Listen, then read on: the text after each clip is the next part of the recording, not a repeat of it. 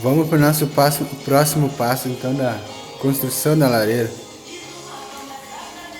Aqui a parte de baixo eu já fiz, está revestido com refratário, tudo já embaixo. Passei da volta da fumaça, que é ali, ó.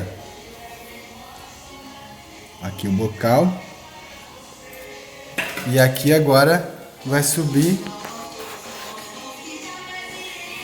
a fumaça e vai ir. Depois desse aqui, daí dessa parte vai ir essa aqui, ó. Essa que eu vou botar agora pra vocês verem. Essa aqui, ó. Ó.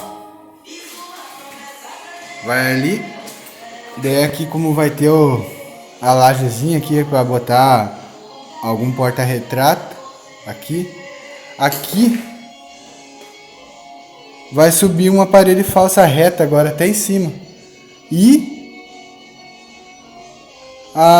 o cano também da fumaça vai subir até sair lá na coberta.